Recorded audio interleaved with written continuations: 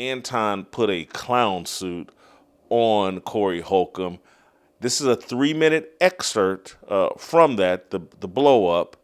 I want you to watch this, and then on the other side of that, I will interview Anton Daniels. Male do to America to bring it down. I'm not getting into that. You dancing around it. No, and that's why I lose respect for you when you start dancing and kissing Caucasian males' ass. But I don't. Don't do that in front of me because I'm not an ass kisser of nobody. Yes, you are. You suck the black people right now. You doing the easy shit. What you do, let me tell you what you do. Nah, homie, let me tell you something, homie. Ain't nobody gonna tell you. I don't suck. Yeah, I don't you do. suck. So fix You doing that. it right now. I don't suck. You doing it right now. Homie, believe me when I tell you. I don't Believe me do when that. I tell you. I don't do that. Listen. So don't come at me with no sucky shit. I'm gonna give you the same energy you give me. Let's switch seats. Let's switch seats. Microphone right down. Right now I'm going up back. I don't give a about this shit. Homie, you just running your mouth. I'm not running my mouth. You running your mouth. I don't do You no doing this shit for the internet. You doing it for the internet. Now, if you want to say your time, no, hold on. If you want to say I'll show you I ain't doing it for the internet. If you want to say Anton, listen, don't disrespect me like that. If you want to say Anton, don't disrespect me like that, I'll respect you. But don't boss up on me because you said a lot of shit to me today that I don't fuck with either. But I let that shit ride because you don't know me. You don't know me. So I'm going to extend the same respect to you. You called me out of my name. You said some wild shit, especially with regard to how would it call this name? I'm telling you that you did. You can't tell me how I get with disrespect because you're not going to do shit. Come at me with that sucking shit again.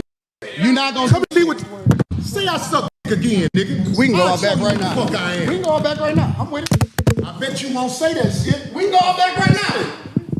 I got money for all this. Whatever. I got money too. Don't nobody give a about that shit? Hey, no, it's just not respect. I ain't falling for that. I ain't falling. Darlene, get out the way. Don't get in the way of two.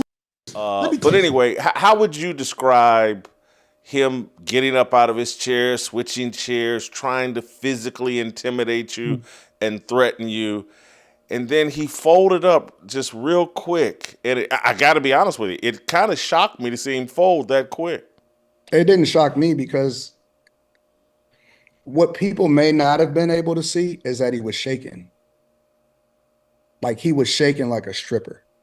Like trying to hold the mic shaking. And you can probably see it if you actually kind of look at it and zoom in. He was scared. And it was a defense mechanism. And so, you know, when we were having a conversation, he was outwitted because I started talking a lot more intellectual about local voting and how that affects communities. And I know that he don't vote.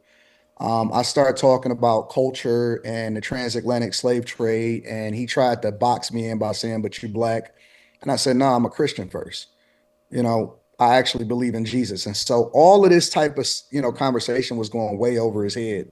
And so what he would do is he would try to change the subject real fast and then go to another point, go to another point. And we couldn't stay on anything because he kept moving the goalposts as a defense mechanism as to not get embarrassed on his platform. And then, as expected, he threw an insult and said that I like to kiss, you know, pardon my French, white people's ass, white men's ass. To which I then responded with the same energy, well, you like to suck black people's D, right? Now, some people would say, well, Anton, you took it too far, right? And you can make an argument for that, sure.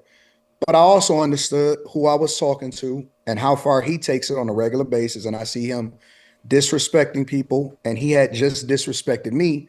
And you can't, and the lesson there is you can't control how people respond when they disrespect you. You see what I'm saying? So I could have been the bigger person, but I decided not to on that platform because I seen weakness in him. And I also wanted to expose him because he thinks he's a bully and he picks and chooses his targets, which I told him that also. So with him getting up and moving the chairs and all of that stuff, nobody was fearful of it.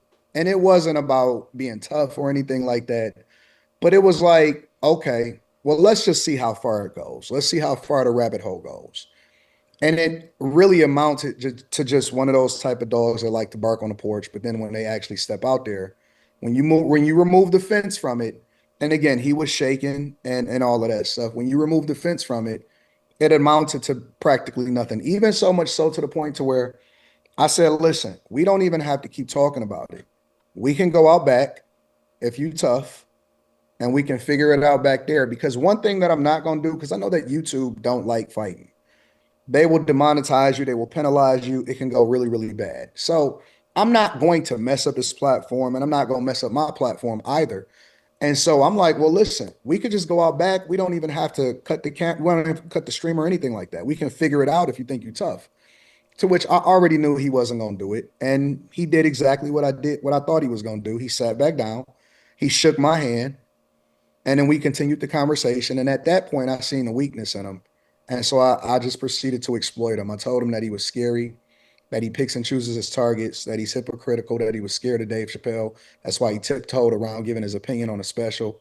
I told him that the people around him are yes men and they just tell him what he want to hear. And he doesn't have any real friends. And that's why he continues to alienate people. And so I was very candid and matter of fact. And I didn't pull any punches. And I told him exactly what he was. And once I seen that it was escalating more and then he started calling me out of my name again, I think that the intelligent thing to do at that point, because I had already made my point, was just to go ahead and walk away. Yeah, I thought him folding up when you offered him the chance, hey, let's turn these cameras off and find out who we really are. Because people with cameras, they perform. And I told him that too. Yeah. I told him, I said, you're doing this for the internet. Yes. Yeah. Well, the cameras make everybody, and you know, obviously I picked a side here, but I'm just being objective. Hey, let's turn these cameras off, and then we can get to the real truth. Yeah. And he had no interest in that. And because anybody is tough. You know, everybody can bark loud, and it's not even about winning or losing. And I don't consider myself a tough guy. You know, corporate America, software engineer. I'm a father, married 21 years. I don't have any children out of wedlock. I am, I go to church. So, you know, I understand that people may not necessarily like the way that I say things because the truth is uncomfortable. And I'm open to the possibility that I'm wrong. But at the same time, I also understood who I was talking to and how disrespectful he is. And so I wanted to see just how disrespectful he can get and if he was able to back it up. Here was the other thing I found interesting, why I find this important. This was important. And I know it was ghetto, and I know it was profane, and all of that. But someone had to go into that arena and take on that mentality.